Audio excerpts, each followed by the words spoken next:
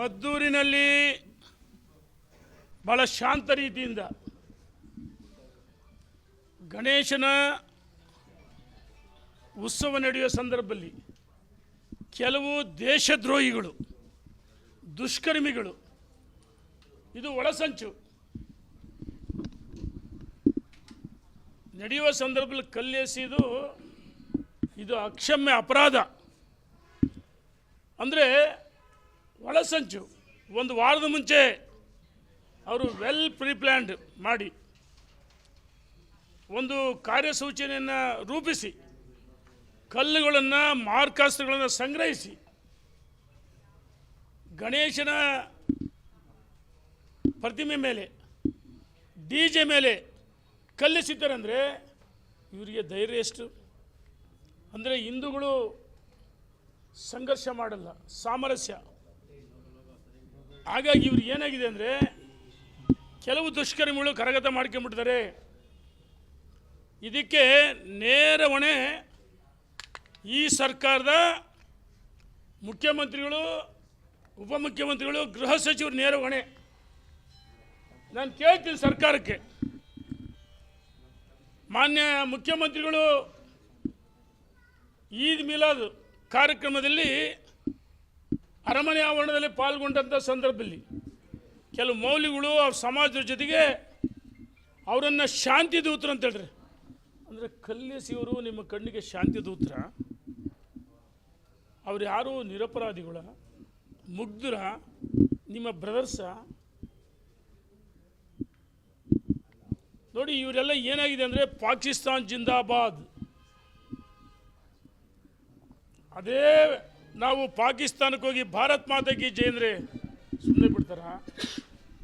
ಅಥವಾ ಮುಸಲ್ಮಾನ್ ಕಂಟ್ರಿಗಳಿಗೆ ಹೋಗಿ ನಾವು ಘೋಷಣೆಗೆ ಹೋಗಿದ್ರೆ ಸುಮ್ಮನೆ ಬಿಡ್ತಾರ? ನೋಡಿ,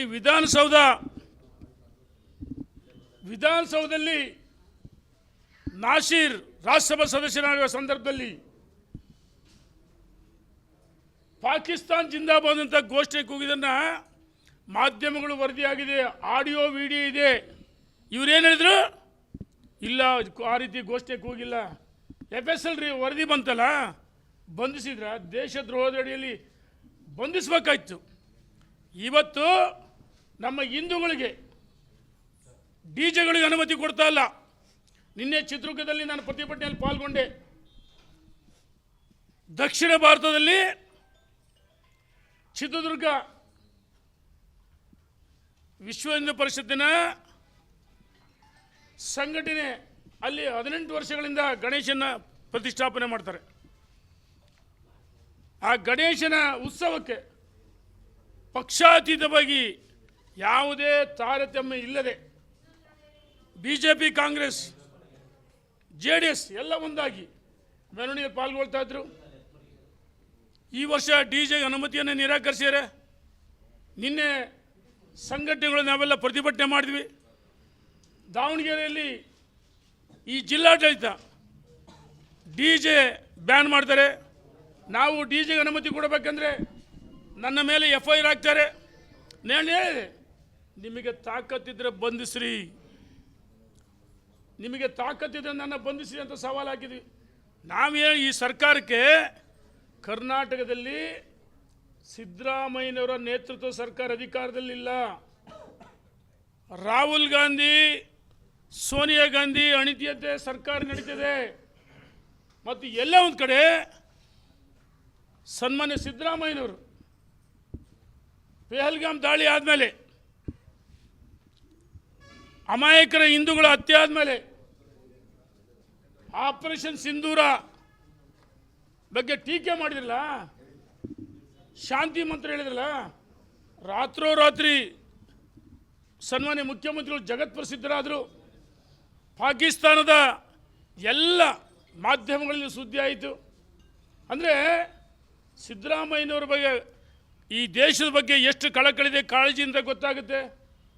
ಇವರಿಗೆ ಪಾಕಿಸ್ತಾನ ಬಗ್ಗೆ ವ್ಯಾಮೋಹ. ಇಲ್ಲಿ ಎಲ್ಲ ಒಂದು ಕಡೆ ಈ ಪಾಕಿಸ್ತಾನ ಇಂಡೈರೆಕ್ಟಾಗಿ ಇವರ ಮುಖಾಂತರ ಅಧಿಕಾರವನ್ನು ಮಾಡ್ತಾ ಇದ್ದಾರೆ. ಕರ್ನಾಟಕದಲ್ಲಿ 138 ಸೀಟ್ ಬಂದು 136 ಸೀಟ್ ಬಂದಾಗ ಪಾಕಿಸ್ತಾನದಲ್ಲಿ ವಿಜಯೋತ್ಸವ ಆಚರಿಸ್ತಾರೆ. ಅಂದರೆ ಎಷ್ಟು ವ್ಯಾಮೋಹ ಕಾಂಗ್ರೆಸ್ಗೂ ಈ ಪಾಕಿಸ್ತಾನಕ್ಕೂ. ನಂಟು. ಈ ದೇಶದ್ರೋಹದಡಿಲಿ ಇವರಿಗೆ ಕಠಿಣವಾದ ಕ್ರಮವನ್ನು ಜರುಗಿಸಬೇಕು. ಇದ್ರ ಜೊತೆಗೆ ಯಾರು ನೋಡಿ, ನಾನು ಇನ್ನೊಂದು ಮಾತಾಡ್ತೀನಿ. ಇವರಿಗೆ ಭಾರತ್ ಮಾತೆಗೆ ಅಂದವ್ರನ್ನ ಮೇಲೆ ಕೇಸ್ಗಳಾಗ್ತಾರೆ, ಮೊಕದ್ದಮೆಗಳಾಗ್ತಾರೆ, ಕೋಮುವಾದಿಗಳಾಗ್ತೀವಿ ನಾವು. ಇವರು ಪಾಕಿಸ್ತಾನ್ ಜಿಂದಾಬಾದ್ ಅಂದರೆ ಅವರು ಶಾಂತಿ ಪ್ರಿಯರು, ಅವರು ಇವರ ಬ್ರದರ್ಸ್ ಶಾಂತಿ ದೂತರು. ಅಂದರೆ ಎಷ್ಟು ವ್ಯಾಮೋಹ ಇದೆ. ವೋಟ್ಗೋಸ್ಕರ, ಮತಗಳಿಗೋಸ್ಕರ ಏನು ಬೇಕಂತ ನೀವು ಮಾಡಕ್ಕೆ ಹೊರಟಿದ್ದೀರಿ. ನಾವು ಹೇಳ್ತೀವಿ ಈ ಸರ್ಕಾರಕ್ಕೆ ನಡೆಯಲ್ಲ. ಇವತ್ತು ನಾನು ನಮ್ಮ ಸನಾತನ ಹಿಂದೂ ಧರ್ಮ ಡಿ.ಕೆ. ಶಿವಕುಮಾರ್ ನಮಸ್ತೆ ಸದಾ ವತ್ಸಲೆಂದು ಟೀಕೆ ಟಿಪ್ಪಣಿ ಮಾಡಿ ಚಾಮುಂಡಿ ಬೆಟ್ಟ ಹಿಂದೂಗಳ ಆಸ್ತಿಯಲ್ಲ ಅಂದರು ಡೈವರ್ಟ್ ಮಾಡೋಕ್ಕೋಸ್ಕರ. ನಾವು ಇವತ್ತು ಹಿಂದೂಗಳು ಜಾಗೃತರಾಗಬೇಕು, ಒಂದಾಗಬೇಕು, ಒಟ್ಟಾಗಬೇಕು. ಈ ಸರ್ಕಾರವ ಕಿತ್ತೆಸತಕ್ಕಂಥ ನಾವು ಪ್ರತಿಜ್ಞೆ ಮಾಡಬೇಕು. ನಾವು ರಾಜಕಾರಣದಲ್ಲಿ ಧರ್ಮದಲ್ಲಿ ರಾಜಕಾರಣ ಬೆರೆಸಲ್ಲ, ಧರ್ಮದ ತಳಹದಿ ಮೇಲೆ ರಾಜಕಾರಣ ಮಾಡಬೇಕು. ಏನು ಹೇಳ್ತಾರೆ ಸಿದ್ದರಾಮಯ್ಯನವರು? ಈ ಘಟನೆಗಳಿಗೆ BJP ಸಂಘ ಪರಿವಾರ ಅಂತ ಹೇಳ್ತಾರೆ. ಸಿದ್ದರಾಮಯ್ಯನವರೇ, ನಿಮ್ಮ ಹೆಸರಿನಲ್ಲಿ ರಾಮಾದನೆಯ ನೀವು ರಾಮ ಮಂದಿರ ಕಟ್ಟಿಸಿದ್ವಿ ಅಂತ ಹೇಳಿದ್ರಿ. ಶಿವ ಡಿ.ಕೆ. ಶಿವಕುಮಾರ್, ಪರಮೇಶ್ವರ್, ಪರಮಾತ್ಮ ಅಂತ ಇವರು ತಂದೆ ತಾಯಿ ಹೆಸರಿಡಲ್ಲ. ಅವರ ಹುಟ್ಟಿದ ಧರ್ಮಕ್ಕೆ, ಅವರ ಕುಟುಂಬಕ್ಕೆ ಅಪಮಾನ ಮಾಡ್ತಾರೆ. ಅದೇ ಭದ್ರಾವತಿಯಲ್ಲಿ ಹಿರಿಯ ಶಾಸಕರು ಭದ್ರಾವತಿಯಲ್ಲಿ ಕೆಲವರು ಪಾಕಿಸ್ತಾನ್ ಜಿಂದಾಬಾದ್ ಅಂತ ಹೇಳಿ ಕೂಗಿದಾಗ, ನಾನು ಹುಟ್ಟಿದರೆ ಮುಂದಿನ ಜನ್ಮದಲ್ಲಿ ಮುಸಲ್ಮಾನಾಗಿ ಹುಡ್ತೀವಿ ಅಂತ ಹೇಳಿದರು. ಅವರೇನು ಹೇಳ್ತಾರೆ? ನಮ್ಮ ಕುರಾನಲ್ಲಿ ಮುಂದಿನ ಪುನರ್ಜನ್ಮ ಇಲ್ಲ ಅಂತ ಹೇಳ್ತಾರೆ. ಬರೋದಾದ್ರೆ ಈಗಲೇ ಬಂದ್ಬಿಡು ನಮ್ಮ ಸಮಾಜಕ್ಕೆ, ನಮ್ಮ ಧರ್ಮಕ್ಕೆ ಅಂತ ಸ್ವಾಗತ ಮಾಡ್ತೀವಿ ಅಂತ ಹೇಳ್ತಾರೆ. ನಾನು ಸಂಗಮೇಶ್ಗೆ ಹೇಳ್ತೀನಿ, ಸಂಗಮೇಶ್ವರವರೇ, ನಿಮಗೆ ಹೆಂಗಿದ್ರು ಆಹ್ವಾನ ಬಂದಿದೆ.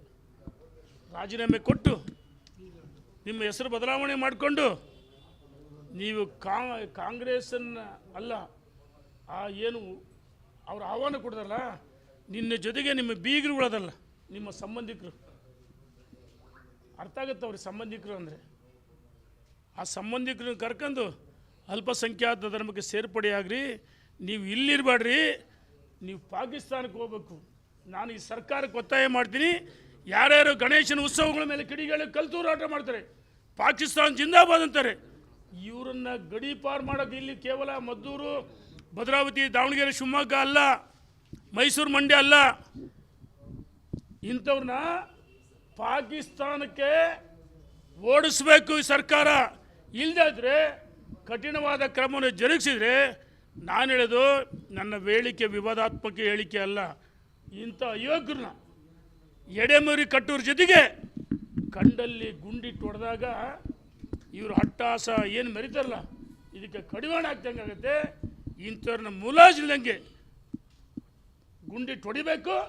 ಕರ್ನಾಟಕದಲ್ಲಿ ಕಾಂಗ್ರೆಸ್ ಸರ್ಕಾರ, ಸಿದ್ದರಾಮಯ್ಯ ನೇತೃತ್ವ ಸರ್ಕಾರ ಇಲ್ಲ, ಕರ್ನಾಟಕದಲ್ಲಿ ಪಾಕಿಸ್ತಾನ್ ತಾಲಿಬಾನ್ ಸರ್ಕಾರ ಇದೆ.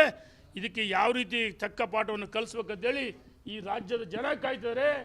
ತಾಯಿ ಚಾಮುಂಡೇಶ್ವರಿ ಅಪಮಾನ ಮಾಡಿರಿ, ಪವಿತ್ರವಾದ ಮಂಜುನಾಥಸ್ವಾಮಿ ಧರ್ಮಸ್ಥಳ, ಮಂಜುನಾಥಸ್ವಾಮಿ, ಅಣ್ಣಪ್ಪಸ್ವಾಮಿ, ಪೂಜ್ಯ ವೀರೇಂದ್ರ ಹೆಗ್ಡೆಯವ್ರ ಕುಟುಂಬಕ್ಕೆ ಅವಮಾನ ಮಾಡಿರಿ. ಯಾರೋ ಬುರುಡೆ ತಂದ ವ್ಯಕ್ತಿಯನ್ನು ಅವನನ್ನು ವೈಭವೀಕರಿಸಿ ಇವತ್ತಿಗೂ ಅವ್ರ ಮೇಲೆ ಕಠಿಣವಾದ ಕ್ರಮಗಳನ್ನು ಜರುಗಿಸ್ತಾ ಇಲ್ಲ. ಯಾರ್ಯಾರು ಆ ಬುರುಡೆ ಕೇಸ್ನಲ್ಲಿದ್ದಾರೆ, 17 ಕಡೆ ಗುಂಡಿಯಾಗಿದ್ರು, ಏನೂ ಸಿಗಲಿಲ್ಲ.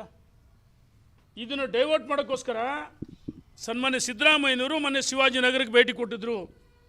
ಅಲ್ಲಿಯ ಕ್ರಿಶ್ಚಿಯನ್ ಮುಖಂಡರು ಕೇಳ್ತಾರೆ, ನಮ್ಮ ಯಾವುದಾದ್ರೂ ಒಂದು ಇದಕ್ಕೆ ನಮ್ಮ ಇದು ಧರ್ಮಗುರುಳ ಹೆಸರು ಇಡಬೇಕಂತ ಸನ್ಮಾನಿಸಿ ಅವ್ರು ಹೇಳಿದಾಗ, ಯಾವುದಾದ್ರೂ ಒಂದು ಜಾಗಕ್ಕೆ ಸೆಂಟ್ ಏನು ಹೇಳಿದ್ರಲ್ಲ, ಮೆಟ್ರೋಕ್ಕೆ ಸೆಂಟ್ ಮೇರಿ ಹೆಸರು ಹಿಡಿತೀವಿ ಅಂತ ಹೇಳ್ತಾರೆ. ಅವ್ರು ಇನ್ನೊಂದು ಕೇಳಿದ್ದಾರೆ, ಅಲ್ಪಸಂಖ್ಯಾತರು ಮುಸಲ್ಮಾನರು, ಮತ್ತು ನಾನು ಅಲ್ಪಸಂಖ್ಯಾತರ ಮುಸಲ್ಮಾನರು ವಿರೋಧಿನಿಲ್ಲ, ಕ್ರಿಶ್ಚಿಯನ್ ವಿರೋಧಿಲ್ಲ. ಅವ್ರು ಏನು ಹೇಳ್ತಾರೆ, ಈ ಮತಾಂತರ ಕಾಯ್ದೆ ಅಂತಲ್ಲ, ಈ ರಾಜ್ಯದಲ್ಲಿ ಮತಾಂತರ ನಿಷೇಧ ಇದೆ. ಅವ್ರು ಹೇಳ್ತಾರೆ, ನೋಡಿ ಸುಲಭವಾಗಿ ದಲಿತರನ್ನು, ಬಡವರನ್ನು, ತುಳಿತಕ್ಕೊಳಗಾದವ್ರನ್ನ ಸುಲಭವಾಗಿ ಮತಾಂತರ ಮಾಡ್ಬೋದು, ಈ ಕಠಿಣವಾದ ಕಾನೂನು ಇದೆಯಲ್ಲ ಅದನ್ನು ತೆರವುಗೊಳಿಸ್ರಿ ಅಂತ ಹೇಳಿದಾಗ, ಯಾಕಂದರೆ ಈ ನಮ್ಮ ಮಧ್ಯಮ ವರ್ಗ ಬಡವರ್ಗನ ಪರಿವರ್ತನೆ ಮಾಡ್ತಕ್ಕಂಥ, ಅವರ ಸಮಾಜಕ್ಕೆ ಧರ್ಮಕ್ಕೆ ಪರಿವರ್ತನೆ ಮಾಡ್ತಕ್ಕಂಥ ಕೆಲಸ ಆಗ್ತದೆ. ಇದನ್ನು ನಿಷೇಧವಾದ ವಾಪಸ್ ತಗೋಬೇಕಂತ ಹೇಳಿದಾಗ ಈ ರಾಜ್ಯದ ಮುಖ್ಯಮಂತ್ರಿಗಳು 6.5 ಕೋಟಿ ಜನರ ಮುಖ್ಯಮಂತ್ರಿಗಳನ್ನು ಮರೆತು ಕಾನೂನು ತಜ್ಞರ ಜೊತೆ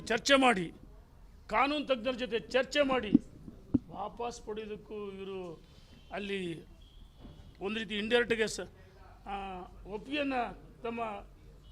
ಒಪ್ಪಿಗೆಯನ್ನು ಸೂಚಿಸ್ತಾರೆ. ನಾವು ಸಿದ್ದರಾಮಯ್ಯವ್ರಿಗೆ ಹೇಳ್ತೀವಿ, ಯಾವುದೇ ಕಾರಣಕ್ಕೂ ಮತಾಂತರ ಏನೂ ಇದೆ ನಿಷೇಧ ಇದೆಯಲ್ಲ ಅದನ್ನು ತೆಗೆದ್ರೆ ಸುಮ್ಮನೆ ಬಿಡಲ್ಲ, ಹಿಂದೂಗಳು ತಿರಿಬೀಳ್ತೀವಿ, ತಕ್ಕ ಪಾಠವನ್ನು ಕಲಿಸ್ತೀವಿ. ಇದರ ಪರಿಣಾಮ ಎದುರಿಸಬೇಕಾಗತ್ತೆ. ಹಿಂದೂಗಳನ್ನ ಟಾರ್ಗೆಟ್ ಮಾಡಿ ಹಿಂದೂ ಹಬ್ಬಗಳಿಗೆ, ಗಣೇಶೋತ್ಸವ, ದಸರಾ ಉತ್ಸವಗಳ ಮೇಲೆ ಇದೇ ರೀತಿ ನಿರಂತರವಾಗಿ ನಮ್ಮ ಹಿಂದೂ ಶ್ರದ್ಧಾ ಕೇಂದ್ರಗಳ ಮೇಲೆ ಅಲ್ಪಸಂಖ್ಯಾತ ಗುಂಡಾಗಳು ದಾಳಿ ಮಾಡ್ತಾರೆ, ಸರ್ಕಾರ ದಾಳಿ ಮಾಡಿಸ್ತದೆ. ಇದೇ ರೀತಿ ದಾಳಿ ಮಾಡಿದ್ರೆ ನಾವು ಹಿಂದೂಗಳು ಒಟ್ಟಾಗಿ ಒಂದಾಗಿ ನಿಮಗೆ ತಕ್ಕ ಪಾಠವನ್ನು ಕಲಿಸ್ತೀವಿ ಅಂತೇಳಿ ಈ ಸರ್ಕಾರಕ್ಕೆ ನಾನು ಎಚ್ಚರಿಕೆಯನ್ನು ಕೊಡ್ತೀನಿ.